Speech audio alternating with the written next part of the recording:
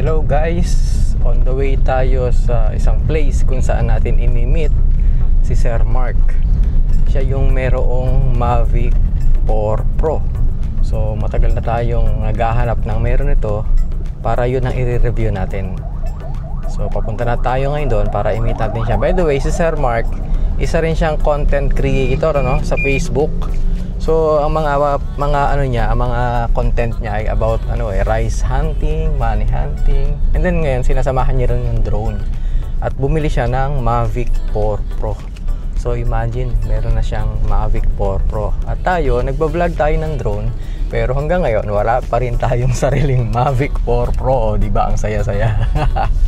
Anyways, so magpapaturo daw siya sa akin kung paano gamitin 'yun eh. Kaso wala pa nga ako nun eh. Pero hindi naman nagkakalayo yan sa mga ibang drone. So tingnan natin kung ano magiging experience natin ngayon sa araw na to sa ating drone vlog na walang sariling drone. Okay guys, see you later. Ito si Sir Mark. So buti pa siya meron na Ako yung nagre-review ng drone. Pero ako yung walang drone.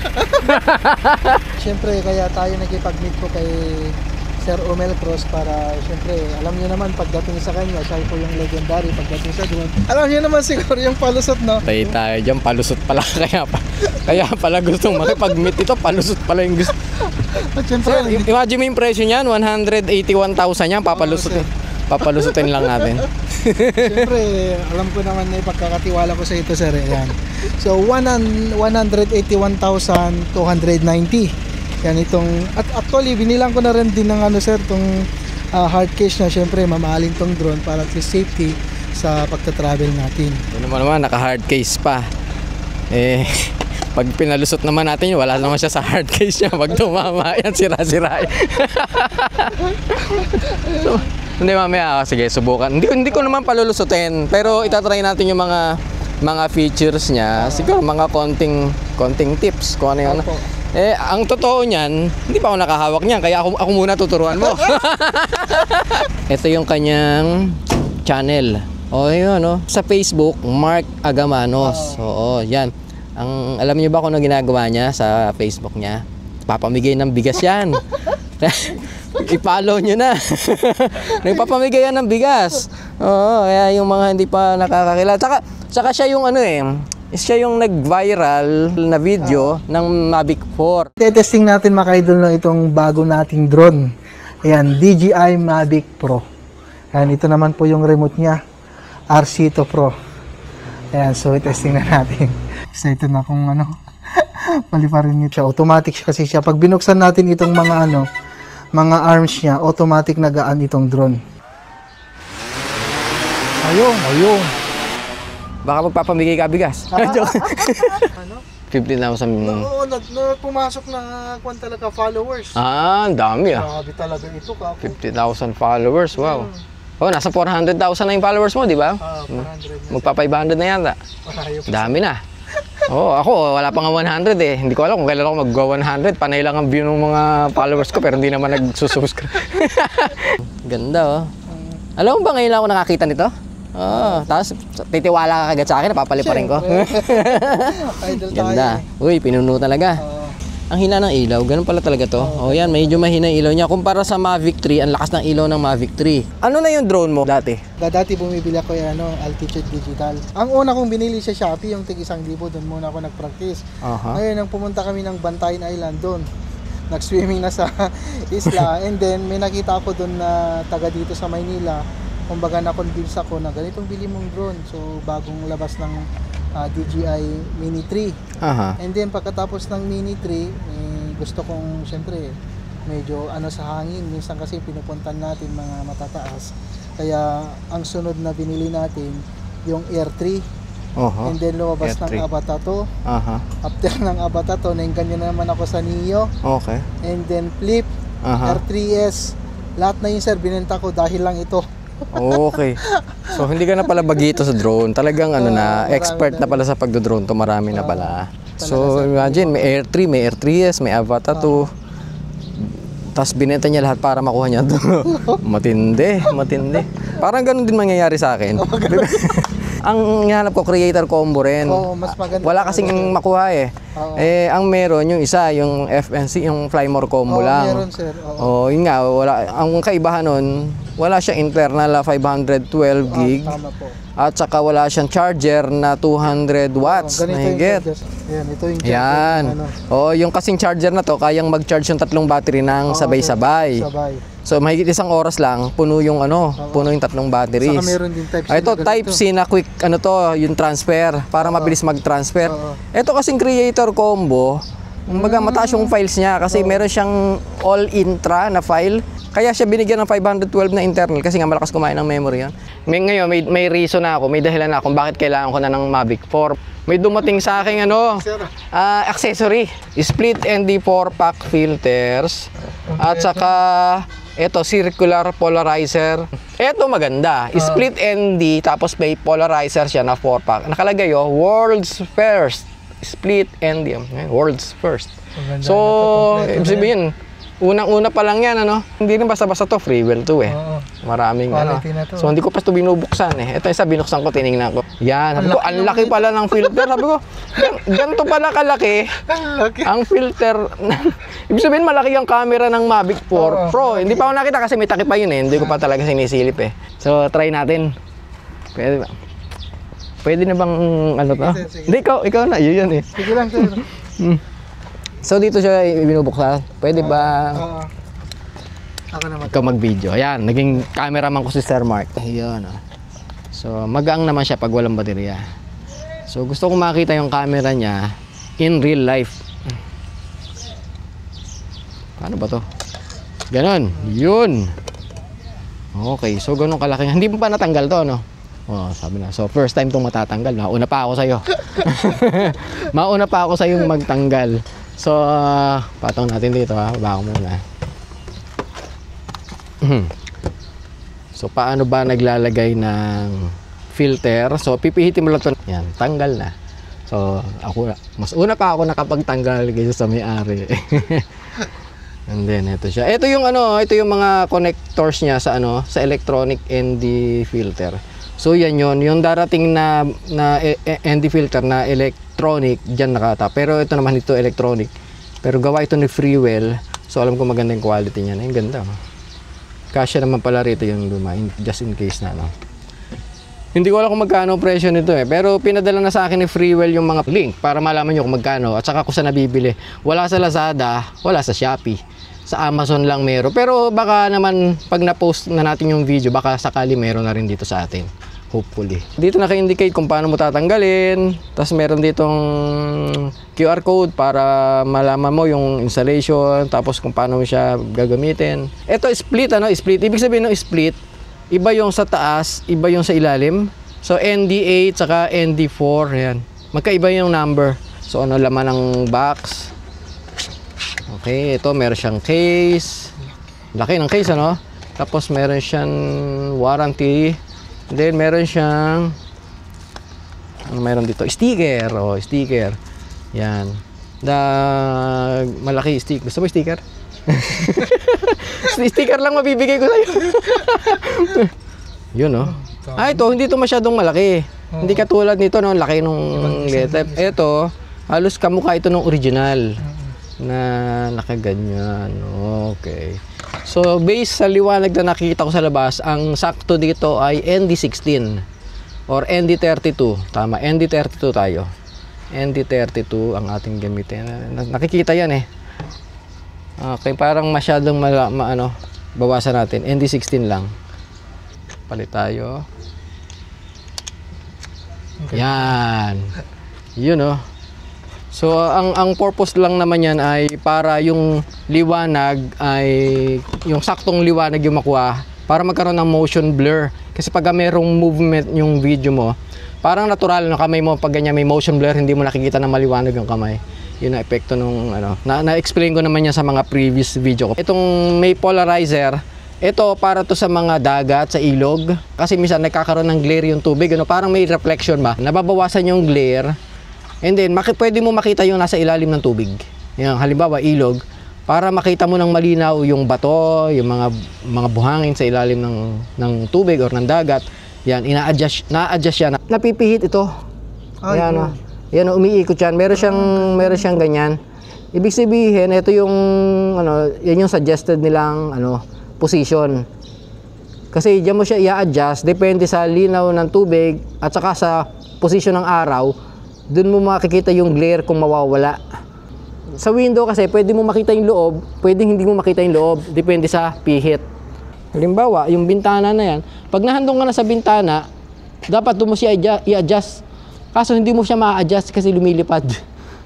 Mataas yung yun ang dapat palang gawin, adjustable na polarizer. Baka siguro yung sir, sinasabing electronic. Yung electronic kasi ND siya. Yung dilim lang, yung dilim niya uma-adjust, pero yung polarizing effect niya hindi mo ma-adjust.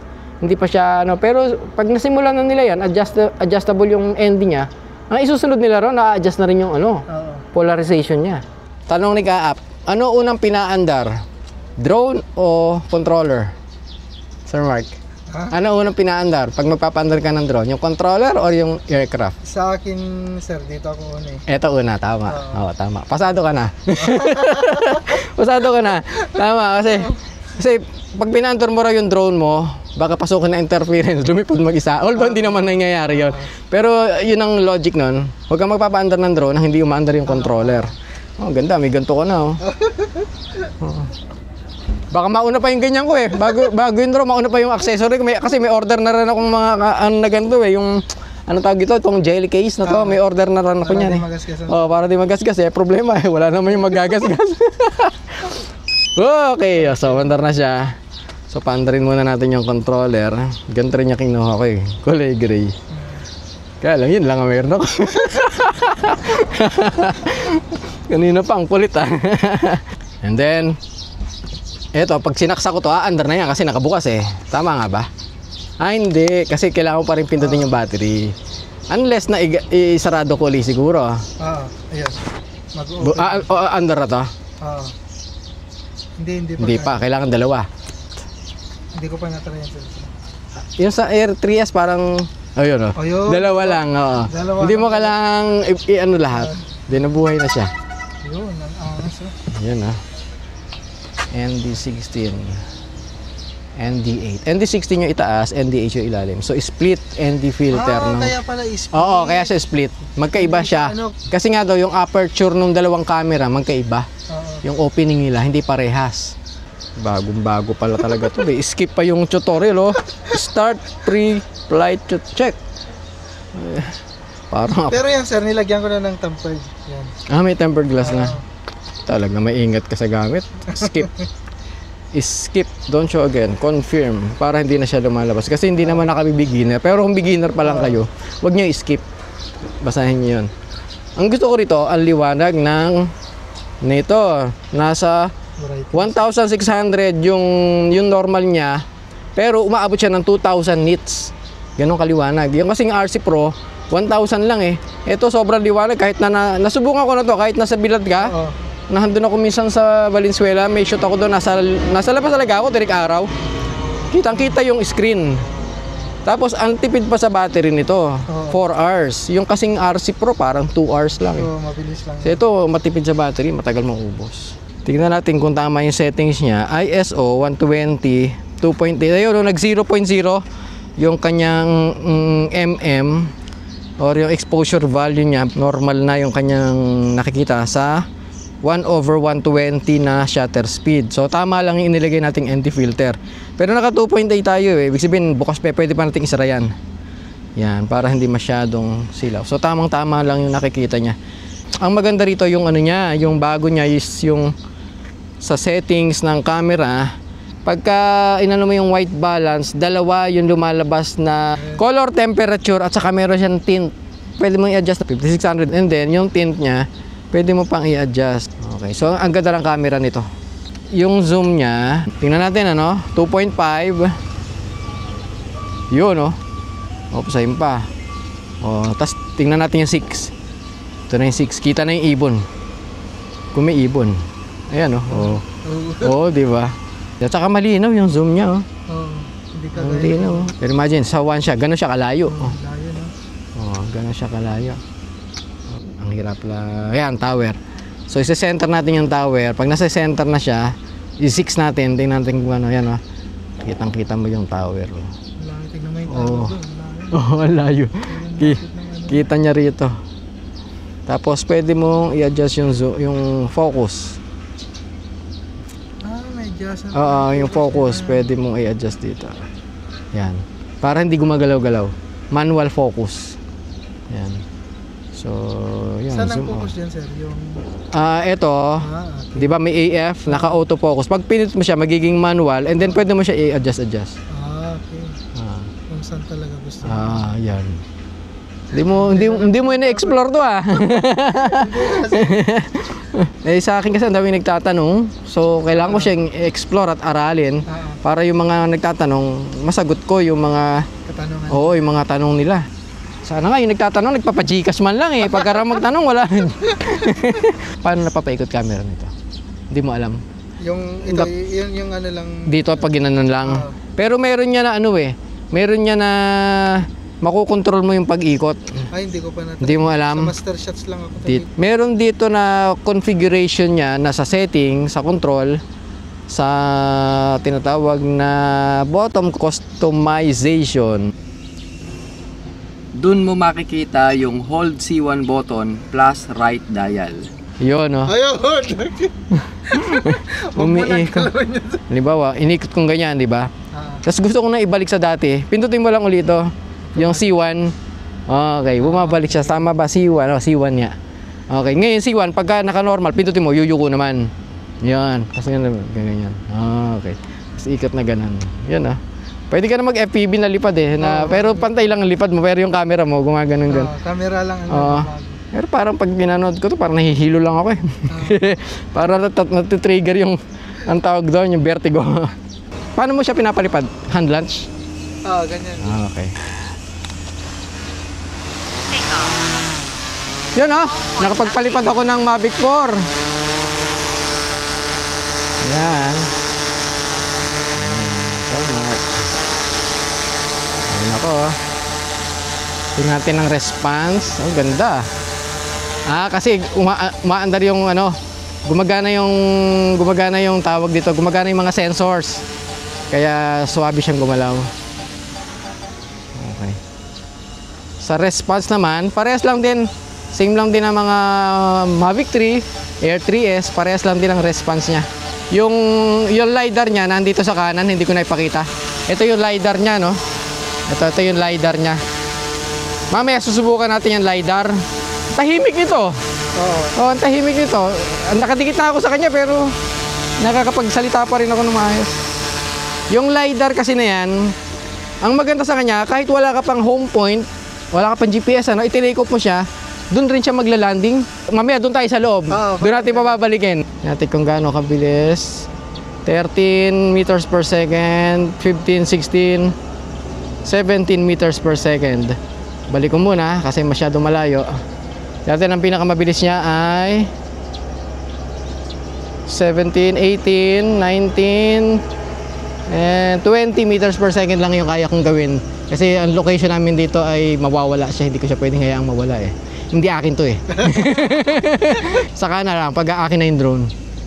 Ito. Pero nagawa ko siya is 20 meters per second. Mabilis na rin yun, sir. Mabilis yun. Naka-sport mode na ako nun. Pero alam ko, mabilis, nagagawa pa ito mas mabilis. Pero parang napansin ko dito, sir, ang kaganda nito. Oo. Pag habang papalipad ka, may camera sa baba Makikita yung habang lumilipad ka. Kailangan mo ng kailangan mo ng internet. Kailangan mo nakakonect sa sa hotspot. Ngayon magiging map siya, naka-satellite view. Pag nagpalipad ka na connect sa Wi-Fi, tapos yan, meron dito na tinatawag na satellite, standard, mix. So isa-satellite mo siya. Yun. Pares lang naman to halos ng mga features niya. Kumbaga konti lang yung naging pagbabago, yung mga specs lang, kung gaano katagal ang flight time. Ang maximum na flight time nito is 51 minutes. Tapos OcuSync 4 yung signal niya, parang Air 3S, parang Mini 4 Pro. Ganun kalakas yung signal. Yung Air 3S, napalipad ko ng ano yun? 10 kilometers. So, nakatiklop yung antena. Ikaw ba nagbubukas ng antena? Ako, hindi na. Hayaan mo lang. Hindi naman mawawala ng signal yan. Pero sila suggest na lang nakabukas yung antena. Pero kung within line of sight lang palipad mo. Okay lang naman, Kasi ang problema sa akin, ilang beses na ako nabalian ng antena. Oo, nababali ang antena, kakatanggal lang. Mahina pa, nakasara na lang na ganyan. Hindi naman talaga mawawala ng signal. Makikita mo naman dito sa signal niya, sa bar, kung humihina. Pag halimbawang naghina, doon mo yung... Doon mo na lang i-adjust. Ibig sabihin nun, kasi natatakpan na. Yung aperture niya, naging 2.0 na lang. Doon sa, is 2.8 ang pinakamababa. Ito hanggang 2.8. Ibig sabihin, okay ito sa low light, sa gabi. Bawal magpalipad sa gabi. Pag namang part ka ng mga shoot, ay may mga permit naman, allowed ka magpalipad sa gabi. Okay, pero kung wala ka naman shoot pang sarili lang, ay usually discourage magpalipad ng drone sa gabi. Sa quick shots, ang meron siya sa quick shots ay rotate. Okay, rotate, drone, rocket, circle, helix. Ang bago sa kanya is yung rotate. Okay, start. 3, 2,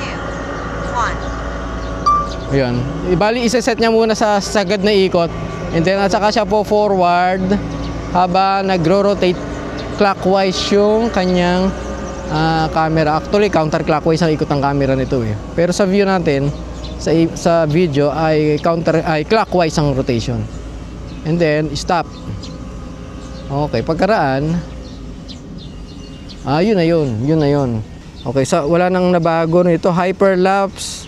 Ang hyperlapse niya ay free circle. Okay, walang nadagdag na rotate. So same hyperlapse sa panorama. Ganun din, same wide angle 180 sphere at saka free.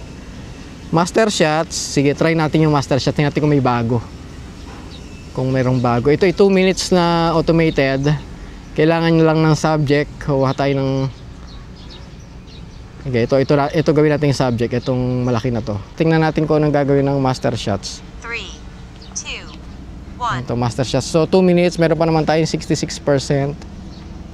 Okay, adjusting aircraft position. Hindi pa siya nagro-roll. Uma-adjust muna siya. Oh, sinentro niya. Ang galing ha. Wala pa rin. Hindi pa rin. Adjusting. Okay, drone yung una. Galing, no? Sinukat-sukat na muna bago siya Parang kinompleto na muna. No? Oo, tinignan muna niya yung galaw niya. Nag-iisip pa, no? Matalino to masyado ah. Drone, circle far. Ayun. Titingnan ko lang kung may nabago. Hindi pa pwedeng galawin, masyado mataas yung horizon. Bawas sana ng clouds. Pero okay lang, maganda naman yung clouds. And then pitch up, fly forward. So lalapit siya, titilt up camera. Yun, ilog, track, reveal yung subject. Ang subject natin yung amphitheater. And then circle close. And then tumitilt up na handahan yung camera. And then pagkaraan yan ay ang layo ah. Malapit na. Okay. Ito na siya ron. Circle medium. Ay parang isang sir, isang bagsakan na yan. Oo, sabay-sabay na yan. Hindi mo na sasubukan to. Pag nasa isang magandang lugar ka na mataas, doon ito magandang gawin. Wala ka na gagawin. Kumbaga, isang ginawa na niya lahat. Oo, maganda. Basta nakatayo ka sa isang magandang isang pwesto na ikaw yung ganda ng shots noon. Kompleto na. Forward siya ron. Automatic na pala. Oo, tatapat siya dyan sa bubong eh. Tatapat siya sa bubong. Hindi na natin siya kita. Pero wala namang tatamaan dyan. Wala namang linya dyan ng kuryente. And then umaakyat na umiikot. Ayan, tapos camera straight and then descend. Nagdi-descend. Ito, kita natin siya rito. Ito maganda rito. Ayan, hanggang doon lang siya. And then pagkaraan, landing ka sa bubong. Wag. Okay, complete na. Returning. May nakita akong magandang angulo. Ang ganda ng angulo kanina. Minsan kasi ganyan eh. Pag nag-shoot kami, nakakakita ka ng magandang forma. Gusto mong ulitin, ganda eh. Tapos atras. Mas tight siya kaysa sa Mavic 3. Kasi ang layo na niya. Pero yung munisipyo, ano pa rin, ang laki pa rin. Yung Mavic 3 hindi ano, mas wide ang camera ng Mavic 3. Base sa base sa paningin ko. Okay. Ngayon naman, i-land muna natin. Tapos try natin sir yung return to home. Gusto ko masubukan yun. Tsaka nahiya ako sa'yo. Kayo na ka pa nagbibideo sa akin. Kayo na pa nagbibideo sa akin sir. Pwede ba itong saluhin?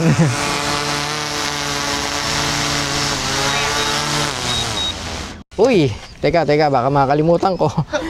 Salamat nga pala kay Sir Joel Villegas. Sabi niya kasi panay daw palipad ko ng drone. Napapabayaan ko na rin yung sarili ko. Kaya binigyan niya tayo ng EGB. Sana all, lahat na nagpapashoutout may bigay na ganito. Joke na ho. Pero maraming salamat po kay Sir Joel Villegas, distributor ng EGB Herbal Extract. Pang kondisyon para pag nagpapalipad ng drone, malinaw ang mata. Kitang-kita pag lumulusot. Salamat Sir Joel. Okay, so balik tayo. Oh.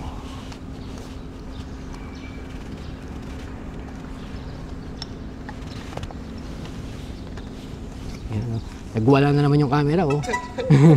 Ikot-ikot na naman. Ililipad natin siya. Tingnan natin kung babalik siya diyan. Tingnan natin kasi dito sa location namin may bubong. Palalayin ko yung drone. Tapos pagdating niya dito sa malayo, so return to home. Return to home. Oh, yan. Yun, oh.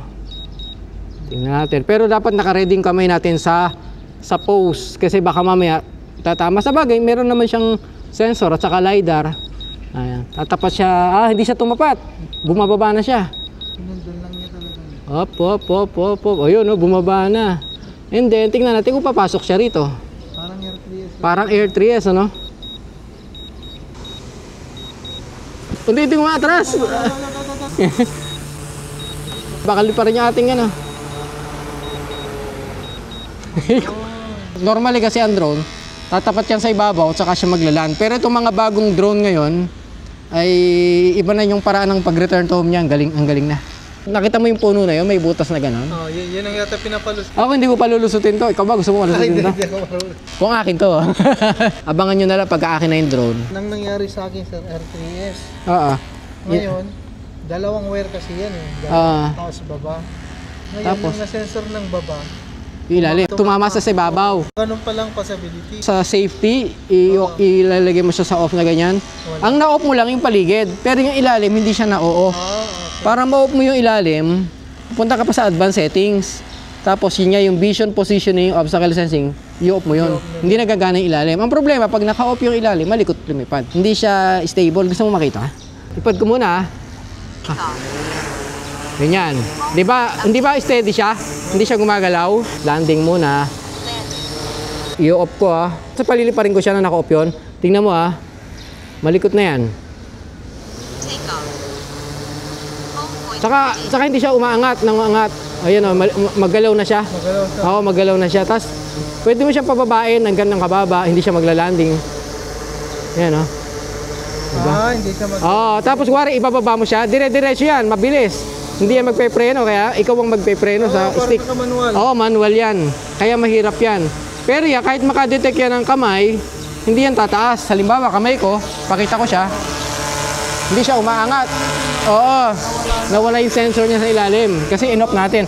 Ngayon, papa-antering ko ulit, i-on ko ulit siya. Tapos pakita ko yung kamay ko. Tumataas na siya. Yun ang ano nun. Saka dahan-dahan na siya mag-landing ngayon. Pagka binaba ko siyang ganyan, ayan, nagmi-minor na siya.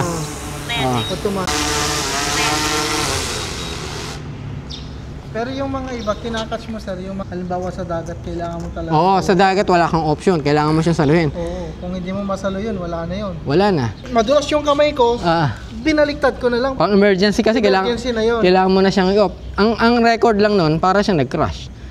Sasabihin ng app na check mo yung propeller mo, gano'n kasi akala niya nag-crash siya. Pero actually, sinadya mo naman. Kaya mo lang naman gagawin yun kasi wala ka ng option. Wala na. Mag-weld, baka mapitawan mo pa ng umandar, mas delikado eh. Ito mukhang mahirap tong saluhin sa sa bangka or sa barko. Kasi yung design nito medyo naka-slant ng kaunti, no?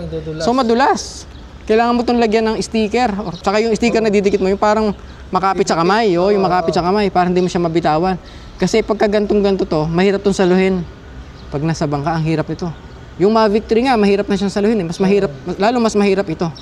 For comparison ng propeller ng Mavic 3, at saka Mavic 4 propeller. Kaya mas tahimik kasi malaki, mababa yung RPM niya, mas mababa yung tunog. Tapos iba na rin to, no? Parang may Meron pa siya sa ibabaw, ano? Ganito dati yung mga propeller ng mga Inspire. Meron siyang ganito sa ibabaw. So meron siyang meron siyang ganon. Kasama talaga. Kaya yung propeller na to, mahal to. Pero ang kagandahan, sir, pag merong creator combo, dalawang set ang pre niya. Okay. Dalawang set. Para naman sa size ng dalawang drone, ayan, itsura ng Mavic 3, Mavic 4 Pro. Yung original na Mavic 3 to. Dalawa lang camera. And then ito yung Mavic 4. Nakayo ko yung camera. Ayan, okay. So, pero ang ganda nito, sir, iba't ibang klase, no? Maraming salamat sa iyo, Sir Mark. Pinahiram mo ako na yung DJI Mavic 4 Pro. Mabuhay ka, dumami pa ang lahi mo. Hanggang sa muli, sa uulitin, Sir Mark, ha? Thank you very much. Shoutout, guys, sa mga iba pa nating mga followers na nandyan. Maraming salamat sa inyong mga nagko-comment at sumasubaybay sa ating channel. Unang-una kay John Resty Cornel, Aris Gonzales, Oding Perez TV, kay Jerome Sano, Akiro Dairit, Van Gayares, Pasneya Vlog, Pinoy Life, Ayi Slow Jam Remix, PJ Vlogs, Iceman, Sajtin, at Marklin Renz TV Official. So maraming salamat sa inyo, guys. Kung gusto nyo ma-mention, ma-shoutout sa susunod nating video, ay mag-comment kayo sa video na ito. So maraming salamat po sa inyo. Hanggang sa muli.